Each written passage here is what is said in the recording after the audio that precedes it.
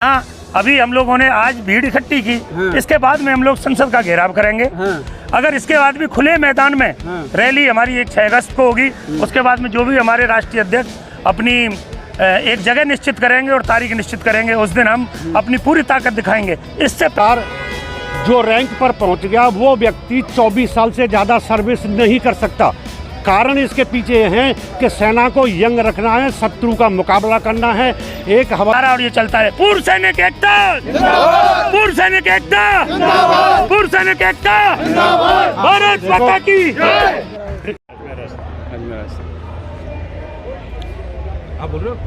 नमस्कार, रोहित रिपोर्टर देख रहे सभी दर्शकों का स्वागत है। भारत की राजधानी दिल्ली के अंदर जंतर मंतर पे मैं मौजूद हूँ।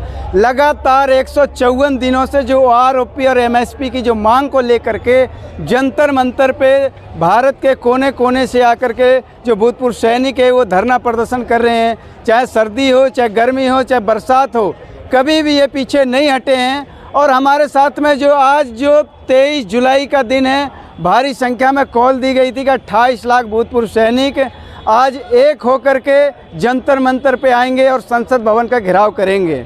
तो हमारे पास में जो ये सैनिक जो आप देख रहे हैं, ये राजस्थान के अजमेर ज़िले से आए हुए हैं। और आइए हम इनसे बात करते हैं कि राजस्थान से दिल्ली आए हैं, 250 किलोमीटर की दूरी तय करके आए हैं। भाई मकसद क्या है, क्या उद्देश्य है इनका? आइए हम एक बार इनसे जानते हैं और बात करते हैं।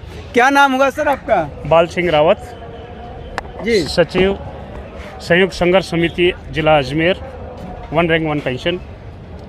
ये 1 रैंक 1 पेंशन है क्या चीज़, किस चीज़ की मांग कर रहे हैं आप लोग इतने दिनों से? समान रैंक समान पेंशन जो और जोर से बोलिए। समान रैंक समान पेंशन। हाँ। इसमें जो है जितनी सर्विस, लंबी सर्विस, बराबर सर्विस करके आए, उसी रैंक में जो आदमी रिटायर्ड हुआ उसको उस समान की पेंशन मिलनी चाहिए, जो कि केंद्र सरकार ने दी है। लेकिन उसमें कई सारी विसंगतियां जो मौजूद है, उसको दूर करने के लिए, उस विसंगतियों को दूर करने के लिए 20 फरवरी 2023 से हमारा यहाँ जंतर मंतर पर धरना प्रदर्शन चल रहा है। और समय समय पर हमने ज्ञापन भी केंद्र सरकार को सौंपा है, प्रधानमंत्री जी को सौंपा है, रक्षा मंत्री जी को सौंपा, माननीय राष्ट्रपति जी को भी सौंपा है, लेकिन कोई सुनवाई नहीं हुई है। इसी कारण आज हमारे राष्ट्रीय फेडरेशन ऑफ वेटरन्स एसोसिएशन के राष्ट्रीय अध्यक्ष श्रीमान अर्जुन सिंह जी राठौड़ साहब के आह्वान पर आज पूरे भारत देश के सभी जिलों से, सभी जगह से यहाँ पर लोग एकत्रित हुए हैं सांसद का घेराव के लिए।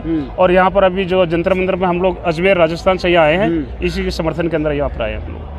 तो ये कह रहे समान होना चाहिए, तो जब रैंक अलग अलग है तो एक समान कैसे पेंशन होगी, ये बताइए। जिस रैंक की है उसी की रैंक का जो रिटायर्ड है उसको समान रैंक पेंशन मिलनी चाहिए।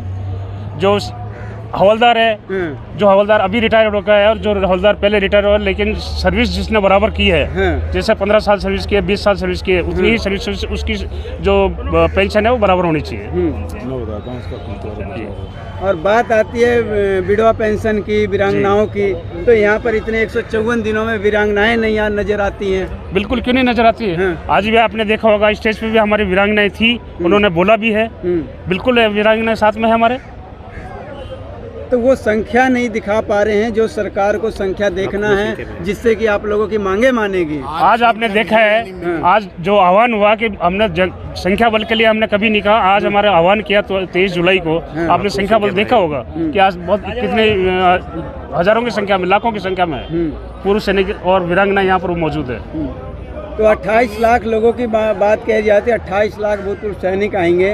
लगभग यहाँ लग रहा है कि 28,000 भी नहीं आए हैं। इस पर क्या कहेंगे? बिल्कुल ज्यादा है। खुले में आएंगे, खुले में बिल्कुल आना, खुले में यहाँ पर इतनी जगह भी नहीं है कि वहाँ पर बैठ सके हैं। और अभी आप देखेंगे तो पूर्व सैनिक जो आपको चारों तरफ आप नजर आ रहे हैं, आपको पूर्व सैनिक, क्योंकि वहाँ पर बैठने की जगह कम पड़ गई है। इस वजह से आप देखेंगे अब बिल्कुल हजारों की, लाखों की संख्या में मौजूद है और सुबह से आ रहे हैं अभी और अभी भी चल रहे हैं अभी। तो आज जो संख्या बल आप दिखा रहे हैं, तो क्या लगता है कि इससे सरकार मांगे मान लेगी कल आपकी? माननी पड़ेगी सरकार को। बिल्कुल मानेगी। और इसके लिए आगे की रणनीति हमारे जो राष्ट्रीय कार्यकारिणी है वो तय करेगी। उसके अनुसार हम आगे अगली कार्रवाई करेंगे। आगे क्या रणनीति है आप लोगों की? वो हमारे राष्ट्रीय अध्यक्ष तय करेंगे इस चीज को। वो जैसा भी है उसका जो कार्यकारिणी तय करेगी उसके अनुसार हमारा आगे का कार्यक्रम होगा। ये भी सुनने में आया कि जो भूतपूर्व सैनिक है वो इकट्ठे नहीं है, एक नहीं, अलग अलग गुटों में बटे हुए हैं। ऐसा कुछ भी नहीं है, ऐसा कुछ नहीं है, सब एक है। भी हो तो उससे क्या होगा? कोई अपवाद हो सकता है, बाकी कोई इसमें सब एक है। आप देख रहे हो आज कि कितनी संख्या में लोग आए। अगर एक नहीं होता, हमारा कुछ फाड़ होती, 2 फाड़ होती तो जरूर आप यहाँ पर आते। बोलने नहीं दिया जाए, तो कुछ लोग, तो आप लोग जब एक हैं, आपकी समस्याएं एक हैं, तो सरकार आप लोगों की 154 दिनों में क्यों नहीं बात मान रही है? अभी तक क्यों नहीं एक भी नुमाइंदा भेजा आपसे बात करने के लिए? वो सरकार का सोचना है। हाँ। वो सरकार का सोचना है, क्यों नहीं है? किसान महीने वो किसान वो आंदोलन भी एक साल तक चला था। मैं कैप्टन नेत्रपाल सिंह जी, प्रदेश अध्यक्ष पश्चिमी उत्तर प्रदेश। अच्छा। यहाँ पर हम लोग 20 फरवरी को भी आए थे और बीच बीच में भी आते रहते हैं। हाँ। आज 20 फरवरी को वो आज यहाँ पर जो 23 जुलाई को यहाँ पर जो विशाल पूरे भारतवर्ष से पूर्व सैनिक आए हुए हैं, हाँ। उन सबका 1 रैंक 1 पेंशन की जो विसंगति है, हाँ। यहाँ अभी हम लोगों ने आज भीड़ इकट्ठी की। हाँ। इसके बाद में हम लोग संसद का घेराव करेंगे। हाँ।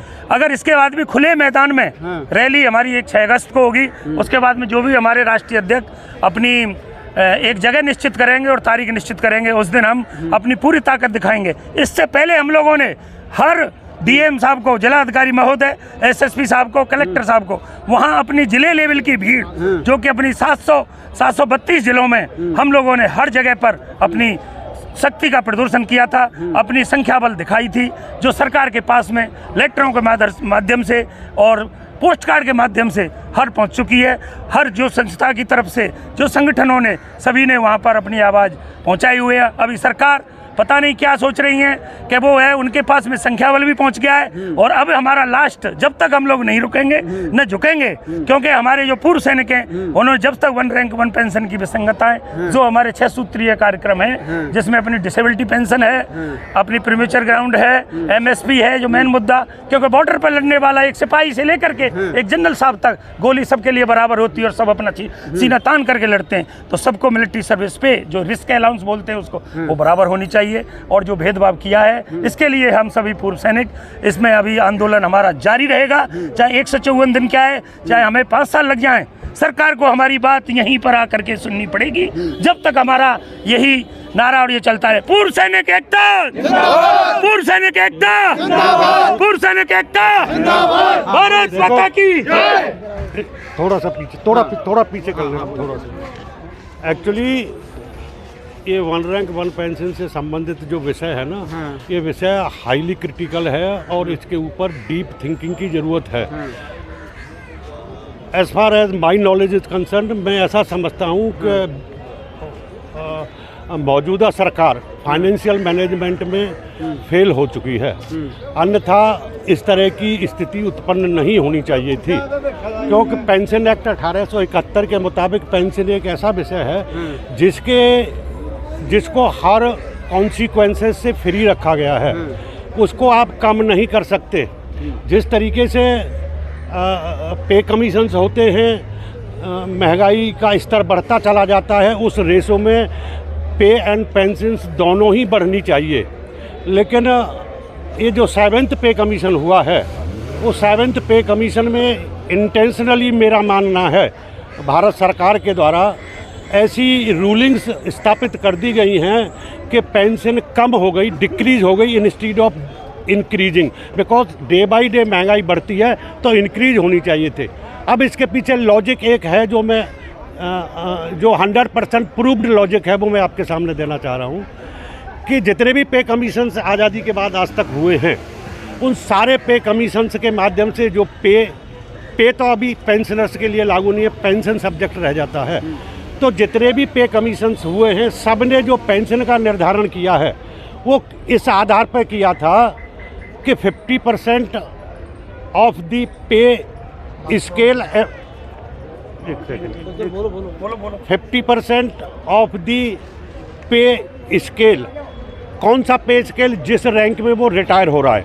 अब वो 50% भी हमें समझना होगा, यानी अगर एक व्यक्ति हवलदार रैंक में रिटायर हो रहा है तो 6th पे कमीशन तक रूलिंग ये था, चाहे वो सूबेदार हो, चाहे ऑनररी कैप्टन हो, चाहे सिपाही हो, कि जो पे स्केल का लास्ट मैक्सिमम अमाउंट है, यानी वेतनमान का जो अंतिम फिगर है, उसका 50% दिया जाता था अप टू 6th पे कमीशन।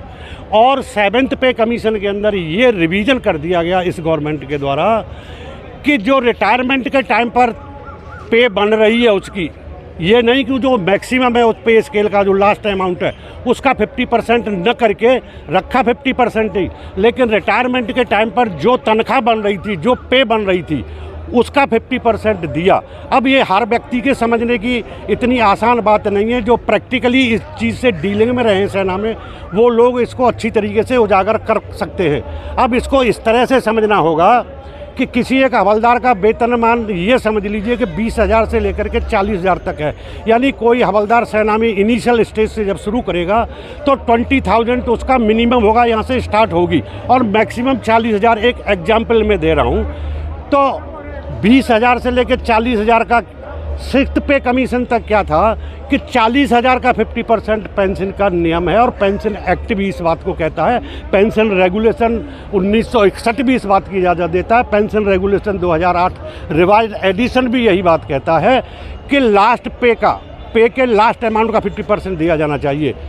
लेकिन दिया क्या जा रहा है कि जो हवलदार जो टर्म्स ऑफ एंगेजमेंट हैं, एक और इसमें साथ में क्रॉस करती है एक और कंडीशंस।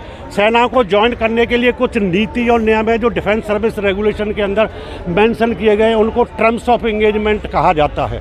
टर्म्स ऑफ एंगेजमेंट का मीनिंग ये है कि अगर एक सिपाही रैंक से भर्ती होता है, एनरोलमेंट फॉर्म जब उसका जनरेट होता है, इनिशिएट होता है, तो उस गवर्नमेंट और सिपाही के बीच में एक कॉन्ट्रैक्ट होता है। वो कॉन्ट्रैक्ट 17 ईयर्स के लिए होता है इनिशियल स्टेज पर, लेकिन जैसे जैसे उसका प्रमोशन होता है तो कॉन्ट्रैक्ट रिवीजन होता रहता है। सेना के अंदर जाने के बाद में ऑप्शन सर्टिफिकेट लेते जाते हैं कि अब आपको नायक के लिए 22 साल है, हवलदार के लिए 24 साल है। मैं एक हवलदार का उदाहरण देने के लिए ये नीचे से बात समझाता हुआ लाया हूँ आपको। लेकिन 2 ईयर्स एक्सटेंडेबल का भी प्रोविज़न कर दिया लेटर स्टेज पर, उसको आप साइड में रख लीजिए एक बार। तो एक हवलदार जो रैंक पर पहुंच गया, वो व्यक्ति 24 साल से ज़्यादा सर्विस नहीं कर सकता। कारण इसके पीछे हैं कि सेना को यंग रखना है, शत्रु का मुकाबला करना है। एक हवलदार अगर प्रमोट नहीं हो पा रहा है, वैकेंसीज नहीं है नायब सूबेदार की, तो he has to retire on completion of 24 years of service. तो इससे क्या होता है कि जो व्यक्ति 24 ईयर सर्विस पर रिटायर हो रहा है, वो उस स्केल पर पहुँचा ही नहीं है। और सिविल सेक्टर्स के अंदर 60 ईयर्स तक सर्विस करने की अनुमति है। वहाँ 24 साल 18 साल का भर्ती हुआ, 24 में रिटायर, तो 42 साल में ही उसको 42 साल एज हुई। अब 42 साल पर रिटायर हो गया, इसीलिए उनका लास्ट वेतनमान के अंतिम वेतन के अमाउंट का 50% अंग्रेज़ों के समय से चला आ रहा है ये, क्योंकि वो पहले एक मिनट, वो अलग डिसीजन, वो तब से चला आ रहा है 50% के उस रैंक के वेतनमान के लास्ट का 50% मिलेगा। लेकिन वो बंदा पहुंच रहा है अभी 24 साल करने पर 20 से 40 वाले में 30 पे ही पहुंच रहा है, 40 पे पहुंच ही नहीं रहा है। क्योंकि पहले सिपाही में था कम तनख्वाह थी, फिर नायक में था कम तनख्वाह थी, नायक से हवलदार बना तो थोड़ी सी बढ़ी 20 पे पहुंचा, या 20.5 पे या 21 पे पहुंचा। इतने में उसके 24 साल पूरे हो रहे में 2 2.5 3 साल में, तो वो एक सेकंड 24 साल पूरे हो गए उसके, 3 साल ही रुक पाया, 3 साल में वो 40 पे नहीं पहुंचा, तो वो पहुंचा मान लो 25,000 पे। तो इस बार सरकार ने उसका 50% 25,000 का 50% कर दिया, यानी पेंशन 12,500 कर दी। जब होनी चाहिए थी 40 का 50%, यानी 20,000 होनी चाहिए थी। दिस इज़ द इरेगुलरिटी, जो मेन और फंडामेंटल इरेगुलरिटी है, जो बेस इरेगुलरिटी है, जिसके बेस पर 1 रैंक 1 पेंशन का जो पहला फेज था वो डिफेक्टिव हो गया, वो इरेगुलर हो गया, और सेकंड फिर इरेगुलर हो गया। तो सरकार को क्यों नहीं समझा पा रहे हैं आप? सरकार को समझाने के लिए सारा तंत्र समझा रहा है, और जो लोग वहाँ पर काम कर रहे हैं सरकार के अंडर कमांड, वो या तो स्वीकार नहीं कर रहे फाइनेंशियल प्रॉब्लम के कारण। क्यों, मैं पहले एक्सप्लेन कर चुका हूँ कि फाइनेंशियल मैनेजमेंट वीक हो चुका है सरकार का। जो धन व्यवस्था भारत सरकार के पास थी पहले से, धन व्यवस्था उससे ज़्यादा आ रही है भारत सरकार के पास में, लेकिन उसको how to manage that money, इसमें फेलियर हो गई है प्रेजेंट सरकार। सो डिफरेंट फील्ड के अंदर ये हो रहा है, सेना में नहीं हो रहा, सिविल सेक्टर्स के अन्य फील्डों में भी हो रहा है, बहुत सारी चीज़ें हो रही हैं। लेकिन फिर भी हम सैनिक हैं, सैनिक होने के नाते स्वीकार करते चले जा रहे हैं, क्योंकि हमारा अनुशासन में रहना एक सबसे बड़ी हमारी सिखलाई है। आर्मी एक्ट के नीचे रहते हैं, तो ये ज़रूरी था, इस वजह से ये हो रहा है। ठीक है, हाँ सर आप बताइए। मैं क्या नाम है आपका? कालूराम माली, मैं वेटरन्स एसोसिएशन राजस्थान प्रदेश अध्यक्ष। आपने एक सवाल किया था भाई, जब पद अलग अलग है, रैंक अलग अलग है, तो समान पेंशन कैसे होगी? मैं आपको बताना चाहता हूँ, हम पेंशन के बारे में नहीं बात करना चाहते हैं। पेंशन पेंशन सिपाही की ही मिलेगी और जनरल की पेंशन जनरल मिलेगी। लेकिन पेंशन के अंदर जैसे हमारे भत्ते हैं, अलाउंसेज है, वो उनकी विसंगतियाँ ज़रूरत से ज़्यादा है। एक डिसेबल्ड आदमी जो विकलांग हो जाता है, एक अफसर विकलांग होता है, उस विकलांग अफसर की पेंशन कई हज़ारों में है, मतलब लाखों में चली जाती है। और जबकि एक सिपाही उसी कैडर से अगर विकलांग होता है, उसी जैसे उसका पैर अगर चला जाता है, उसको कुछ हज़ार रुपए दे के दिया जाता है। ये विसंगतियाँ हैं। आपके सवाल का जवाब यही है कि अगर हमने मतलब नौकरी कर रहा हो अपने पद की, आप पेंशन लीजिए, हमारे उसकी पेंशन उसकी एजुकेशन के हिसाब से जिस पद पे पूछा उस पद से हमें कोई एलर्जी नहीं है, आप अपनी पेंशन लीजिए। लेकिन भत्ते और अलाउंसेज जैसे लेह और लद्दाख के अंदर हम नौकरी करते हैं, वहाँ अधिकारी भी नौकरी करता है, जवान भी नौकरी करता है। वहाँ अधिकारी के वेतन लाखों में है और जवान के हज़ारों में है। ये विसंगतियाँ हैं, जबकि उसको ठंड उतनी ही जवान को लगती है जितनी अफसर को लगती है। मैं तो यहाँ कहना चाहूँगा कि जवान को उससे ज़्यादा सर्दी भोगनी पड़ती है, बॉर्डर पे जवान को रहना पड़ता है। अफसर मोर्चों के अंदर रहते हैं, जवान फील्ड के अंदर मोर्चों के बाहर निकल के लड़ाई लड़नी पड़ती है, ड्यूटी करनी पड़ती है। ये विसंगतियाँ हैं, ये हमारी सरकार को सोचना चाहिए कि हमारे खासकर विकलांगता की जो डिसेबिलिटी पेंशन है वो सभी बराबर होनी चाहिए। दूसरा, हमारी जो महिला शक्ति है, हमारी वीरांगना है, आपने पेंशन लेने के बाद आप भगवान को प्यारे हो जाते हैं। उसके बाद उस महिला की क्या गलती है जो अपनी शादी एक सिपाही के साथ करी है, और एक महिला ने शादी करी है एक अफसर के साथ है, वो लाखों रुपए उसका पेंशन का फ़ायदा लेगी, तो उस सिपाही के साथ शादी करने वाली महिला के साथ उस शक्ति की क्या गलती है? उसको उसकी महिला पेंशन कम से कम बराबर होनी चाहिए। उसमें क्या कहाँ विसंगति आ रही है? ऐसी विसंगतियाँ हैं और हम चाहते हैं और हमारे माननीय प्रधानमंत्री से कि इन विसंगतियों के ऊपर तुरंत ध्यान देना चाहिए। यही विसंगतियों के ऊपर लेकर आज हमारे यहाँ पे धरना और प्रदर्शन चला जा रहा है पिछले लगभग 153 दिन से। और जब तक, क्योंकि सेना लड़ाई में न पीछे हटी है ना पीछे हटेगी, ये तो फाइनली है, क्योंकि सैनिक या तो सीमा पे आता नहीं है, आ गया तो अपना रिजल्ट लेके ही जाएगा। मैं इस सरकार से बोलना चाहता हूँ, सैनिक जाग चुका है, सेना आ चुकी है और सैनिक अपना रिजल्ट लेके ही प्रस्थान करेगी, चाहे 2 साल लगे, चाहे 5 साल लगे। जय हिंद, जय भारत। 154 दिनों से आप लोग जो प्रोटेस्ट कर रहे हैं, इस पे अभी तक सरकार ने कोई सुनवाई नहीं लिया, संज्ञान में कोई नहीं है। सारे लेटर, सारे आपके प्रोग्राम सब फेल नज़र आ रहे हैं। क्या कहेंगे इस पर आप? नहीं, सरकार जो नई संज्ञान ले रही है, इसी के कारण आज हमें शक्ति प्रदर्शन करना पड़ा यहाँ पे। जो हमारे राष्ट्रीय अध्यक्ष जी हैं, उन्होंने शक्ति प्रदर्शन, अब तक उन्होंने कहा कि आपके पास तो आदमी नहीं है यहाँ पर धरने प्रदर्शन। हम किसी को परेशान नहीं करना चाहते यहाँ पर, हम सरकार से लड़ाई लड़ रहे हैं, ना कि पब्लिक से। इसलिए शक्ति प्रदर्शन का आज उन्होंने कहा है, शक्ति प्रदर्शन भी दिखा दिया कि हमारी एकता इतनी है पूर्व सैनिकों की। तो उस शक्ति प्रदर्शन के बाद भी अगर सरकार नहीं चाहती और नई संज्ञान लिया, तो आगे की रणनीति तय की जाएगी और उस पर अमल किया जाएगा। सरकार को झुकना ही पड़ेगा। 154 दिनों से तो रणनीति बना रहे हैं, चाहे ये 5 साल भी लग जाए। मेरी बात सुनिए, सरकारें किसी रोड को जाम करें, हम किसी व्यवस्था को ध्वस्त करें, रेल को रोकें, तब उनका कान में जूं रेंगती है। उससे पहले सरकारों के कान में जूं नहीं रेंगती है। और जब उनको ये खतरा हो जाए कि हमारी कुर्सी पे आन पड़ी है, तब उनकी जो मतलब फिर कुर्सी डगमगाने लगती है। नहीं तो उनके जब पता है कि आराम से शांति से आ रहे हैं, शांति से कर रहे हैं। हम लोग अनुशासित हैं, हम देश के लिए हैं, देश के जवान हैं, देश के लिए मर मिटने वाले आदमी।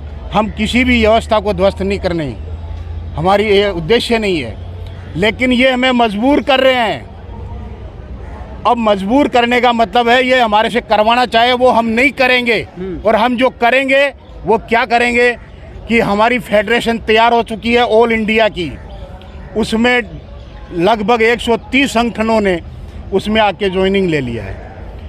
अब हमारी फेडरेशन से हम धीरे धीरे एक पार्टी बनाएंगे, हमारे सैनिकों की एक पार्टी बनाएंगे, राजनीति करेंगे। हाँ। और राजनीति करने के बाद में ही इनको है जो आंखें खुलेगी। हमारे जब एमपीज आएंगे, हमारे एमएलएज आएंगे, तो देश का नेतृत्व अगर जनता देती है तो इसका आप रिजल्ट देखना। पूरे हिंदुस्तान के अंदर अगर व्यवस्थाएं ठीक नहीं हो जाए तो आप सैनिकों को है जो आजमा के देखो। आपने कभी भी देखा होगा कि सैनिक चाहे आने के बाद में हो चाहे सेना में हो, वो हमेशा समाज की भलाई का ही काम करता है। सैनिक घर आने के बाद में भी हर समाज से जुड़ा रहता है, किसी न किसी तरीके से उन लोगों का सहयोग करता है। वो जितना भी आज भ्रष्टाचार चल रहा है, भ्रष्टाचार में सैनिक कभी भी भ्रष्टाचार में लिप्त नहीं होता है, क्योंकि उसकी नींव ही ऐसी पड़ी हुई है। वो देश और देश की जो मातृभूमि है उसके लिए हमेशा उसका सच्चा सपूत बन के रहना चाहता है। तो वो अपने ही मातृभूमि को निचोड़ेगा नहीं, उसको है जो छिन्न भिन्न नहीं करेगा। इसलिए हमें अगला धीरे धीरे कदम उठाना पड़ेगा। वो क्यों उठाना पड़ेगा कि हमारी बातें ये सरकार नहीं मान रही है। अच्छा, एक बात बताइए, जब पार्टी आप बना लेंगे तो प्रधानमंत्री कौन होगा? प्रधानमंत्री भी सैनिक ही होंगे। प्रधानमंत्री क्या हम कोई अमेरिका से लाएंगे? प्रधानमंत्री फिर सैनिकों में क्या कमी है? आप ये बताइए कि सैनिकों में कमी क्या है? सैनिक हर चीज़ से बंधा हुआ है, अपने आचरण से बंधा हुआ है, अपने नियमों से बंधा हुआ है, और खून के अंदर एक एक कतरे में मातृभूमि के लिए उसका खून हमेशा उबलता रहता है। ठीक है।